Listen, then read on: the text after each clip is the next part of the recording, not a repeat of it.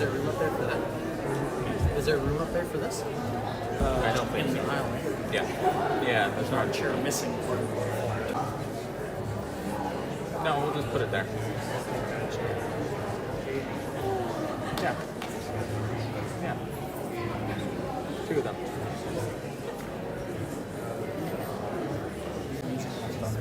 Okay. Okay. Yeah, you can just fade it up. Yeah. After the sun. Actually, Kenyan.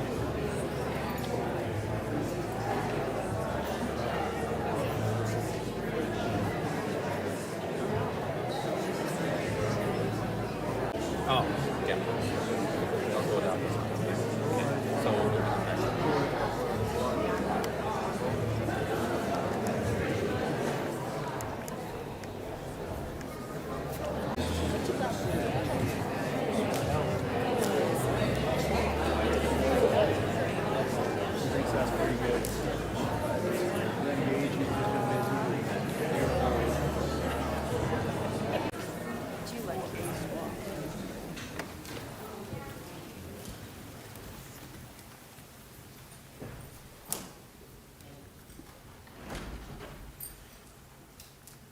On behalf of the Davis clan, I'd like to welcome all of you, family and friends, to the celebration of Eleanor Davis's life, because obviously with the numbers here, she was well known, well loved, well respected. Encouragement for each member of the family and the friends who come here with heavy hearts.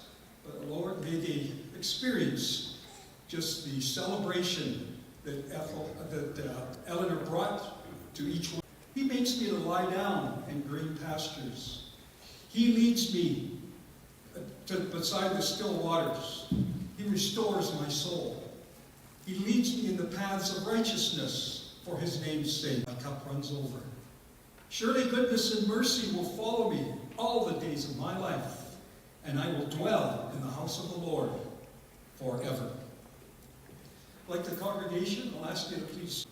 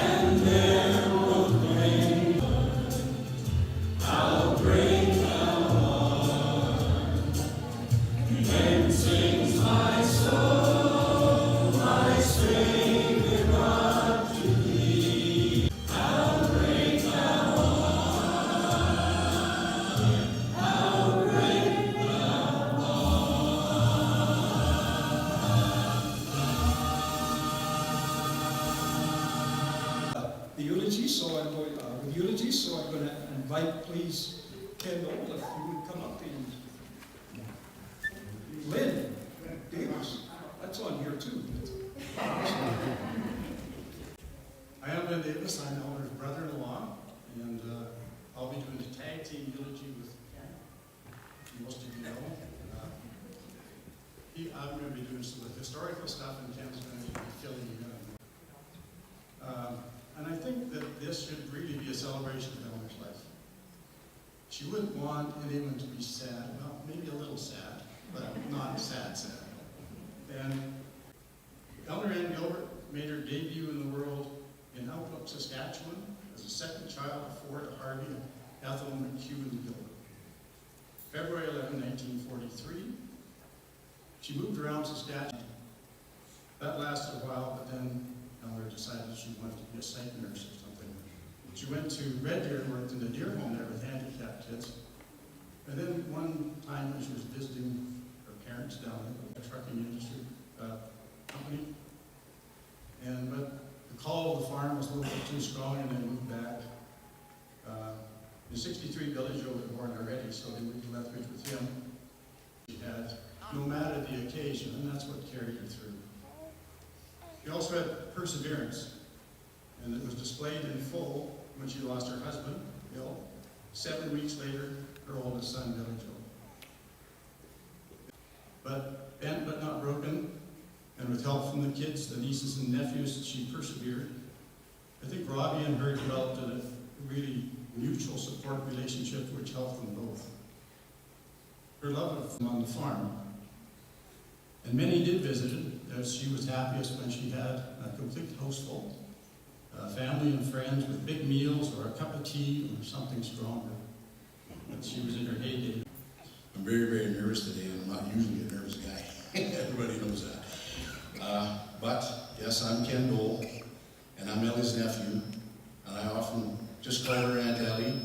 And I also had a nickname for her. At 5, she gained employment with the Livingston School Range Division and began her school assistant career at Matthew Walton and Central School in Limerick, and finished a rewarding career at the Livingston School. During many years as a teacher assistant, she reminded us all of that sometimes. The greatest educators are those who simply believe in you and cheer you on. So many more wonderful and cherished friendships during her career. Ellie was also a proud member of the Royal Canadian devoted husband Bill, and her children Billy Joe, Carolyn, Ryan and Dawn, Deanna and Dave, and her grandchildren.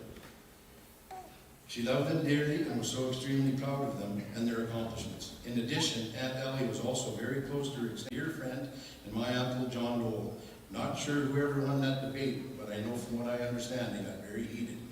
However, Aunt Ellie and Uncle John were true lifelong friends and could agree to disagree, keeping her known to many as they proudly named themselves the Snoop Sisters.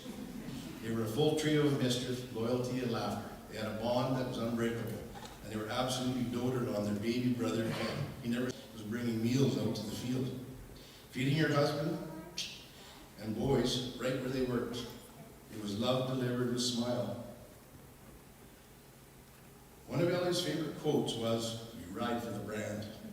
Each season brought beautiful decorations, and no one celebrated Christmas quite like she did. Aunt Ellie was famous for her homemade nuts and bolts, pies. We all had our favorite. Mine was the banana cream. She made Christmas cakes that feel like a holiday storybook. Live music was absolutely her favorite. She relished every moment her sons, husband, nephews, brothers-in-laws, and friends would pick up the instruments. The room would come alive and would light up right along with her. Whether she was always full. She was known for her canning of peaches, pears, pickles, choke cherry syrup, and crab apple jelly. One year all the shelves on her precious jars came crashing down. But she laughed, and that was Aunt Ellie, graceful, humorous, and resilient. Each one was given with affection and remembered. Her eldest son, Billy Joe, was lovingly dubbed Tackleberry. Her Brian was Breezy, and her daughter was Magpie. Occasions like Halloween, to summer Ironman persons tournaments hosted by Sister Bink and brother-in-law Bill, to the 50s and 60s greaser dances. Auntie Ellie would show up ready to go, all in. She didn't dress up, she became the character. I love Red, or I love Ellie. He was a good sport, and the two of them were like the life of the party. Their love was deep and playful, and they were such a beautiful team. True, a joy to watch together. Believe it or not, I did have very nice hair long. Anyway, I asked Auntie Ellie, I says, "Can you just give me a small little bit of wave?"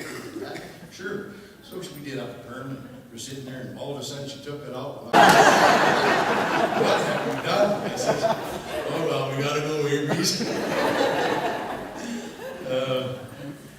Oh goodness, where was I? She was also a woman with heart. To know her was to be loved by her, and we were all so incredibly lucky. Today we are celebrating her life. We do so with hearts full of gratitude for lessons she taught us, the kindness, the simple, beautiful moment of life. We'll miss her deeply, and we'll carry her love forever ours. Thank you, Auntie.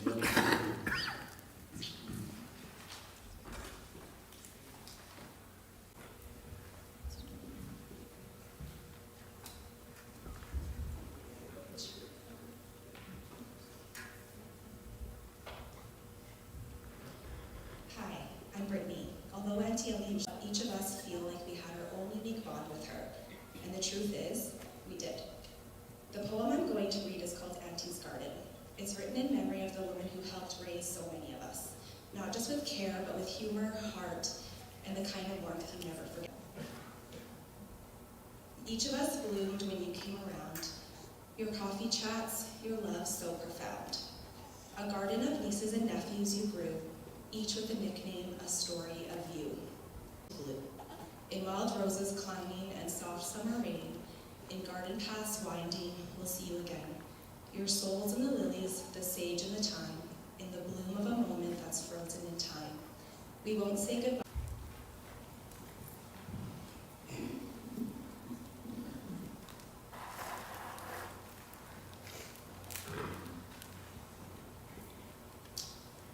Well, Keith coming through, and if there's an occasional word or two that I might be on, that's okay, because I'll say them anyway. Keith, it's an odd feeling to write a theme with the members of our clan who have gone before her. The love and power she held here is only matched by the love and power she has gone on to join. Exactly to her nature, Auntie made sure everybody else. True to form, she was making sure that her loved ones here were comfortable and okay before she left to attend to other celestial matters. I wanted to share a few thoughts about a woman that contributed so heavily and making mad shit. Yeah, I said it. Her mind was sharp, her eyesight was dim, and her wit was cutting and powerful. She was self-taught on everything, singing, not her best talent, and hated to drive at night. She was the inventor, and if not the inventor, she was the perfecter of the root beer float. She could spin. Auntie's dance steps were impeccable. Her laugh was infectious and wonderful, and her insights were always exactly on point. And sing along to the radio and consume secondhand smoke in secret in her brand new car. I've stolen her cigarettes, her beer, and more than one FPP. The last two considerate of other people without letting myself get trucked over. She taught me the importance of being careful with money, all the while stressing the importance of a good splurge session. Second only to my mother, with whom she shared a spirit and brain. The closeness between Auntie and her sisters and brother is the model many of us based our own relationships on, and has helped our family remain, stay in touch, and stay solid to each other. Like many of us, like many of you can likely relate to, Auntie Ellie was sometimes mama to me. My homework is done, which was an odd deviation from my home rules, and loved to help with any creative writing projects I may have had. In exchange consideration more like love than it ever did punishment, and I guarantee that was no accident. Pageantry and zaniness are fundamental to the Farkle identity, and Auntie was chock full of these. Carrying woman persona, which would very often emerge to speak gruffly in broken English. You just never could predict what persona you might be having coffee with next. By costumes, and songs, and surprises, and always so much love and fun. I am certain there has never been and never will be someone quite like the woman of who she was and how she walked the walk, of her principles and life, and how she was unapologetically herself. Some bullet point ideas to inspire your own memories and stories. Confirmation of that. The trips to Montana that I stowed away for when Uncle Bill got diarrhea from McDonald's, and Andy taught me how to gamble illegally, with a wooden clothespin. From a front angle, this removed decades of perceived age. From the back, it was horrifying. Her nearly ineligible, I bet it's also one of the most personal and loving notes that they have. I know I have more than a few, and they are more their weight in gold to me. Family wisdoms passed down generally like if you stir shit, be ready. There's no doubt there is always a euphemism or a clever quip that seemed to fit concisely and perfectly. There are far too many examples and anecdotes to share in what's meant. Have a coffee, have a beer, share it safe, or for goodness sake, share some stories. We do not belong to ourselves, but to an ever-evolving universe. Auntie's presence and purpose was to be, even if it hurts us all like hell when one of us reaches full circle on life's path. I love you all and miss you and each and every one of you, but for today, I miss you. So I know that all these eulogies and all these special words have just stirred so many of you, because obviously many of you know, into the mic, we might have to put a little pressure on you so that you let everybody hear what you want to share. Okay, well, it's time for the slideshow. So, Con, could you?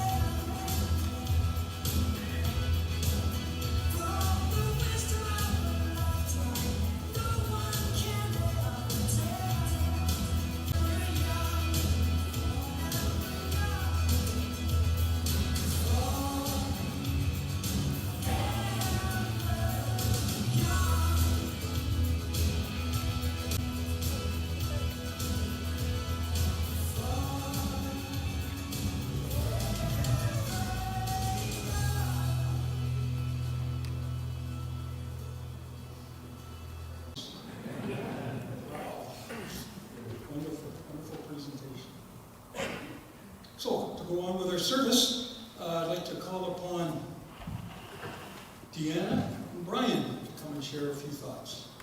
I am. Okay. I'm not so good at public speaking, so pardon me if I speak too quickly or I cry, and Mom would be saying, wrap it up already. She certainly wasn't big on being maudlin or dirginous. Not sure if those are actual words or if I tweak them to make them fit. But Mom is not here to help me write this like her absolute unconditional love.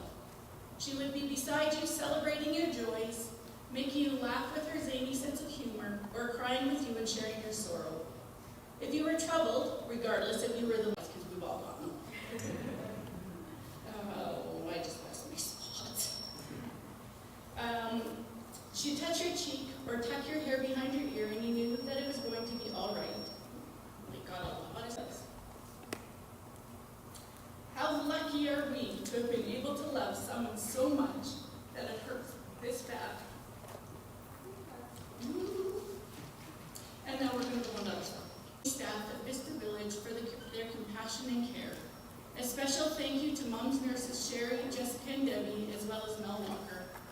We would also like to give a special thank you to Dr. Bev Burton, Dr. Sandra Stover, and her palliative care nurse, Jessica Salon, for everything that you did to make Mom feel so special. Thank you to Laurel Workington from Signs Unlimited for going above and beyond. Thank you to Eden's Funeral Home, Picture.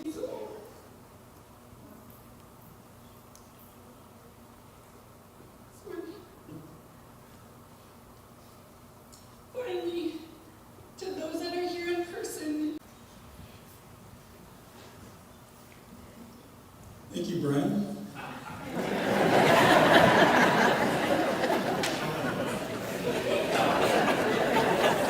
Five-year member and counting for the Ladies Auxiliary of branch number 43. And so at this time, we would like to change the order of the service in a sense because we would like to honor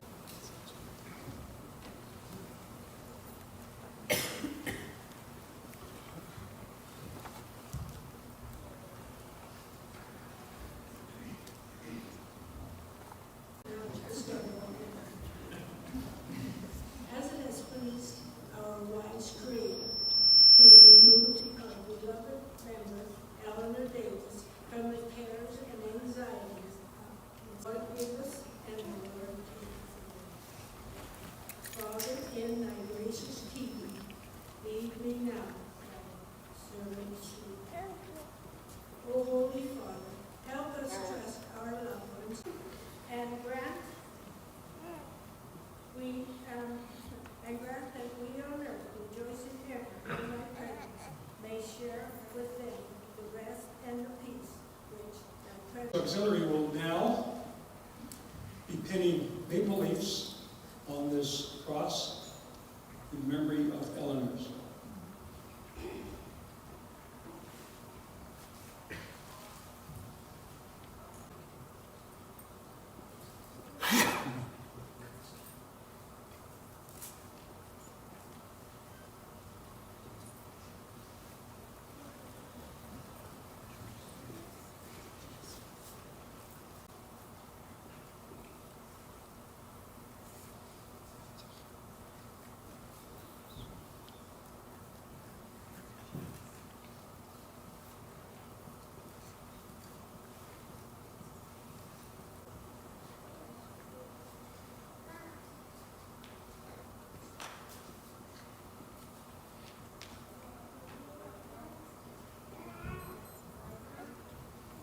I'd like to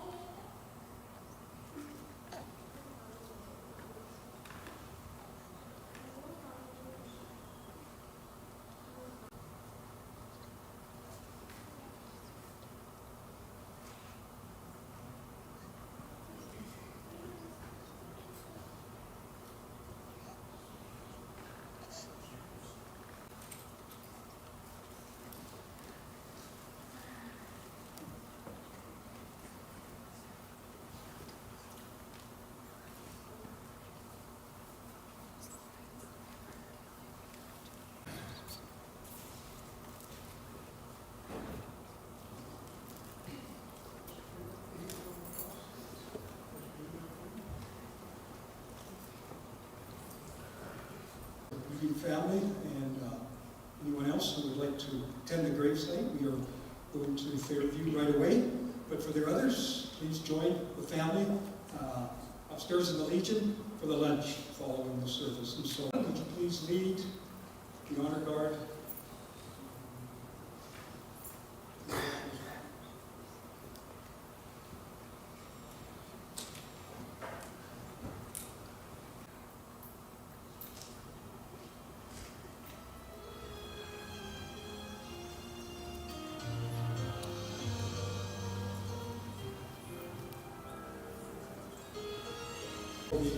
The family. So, please rise.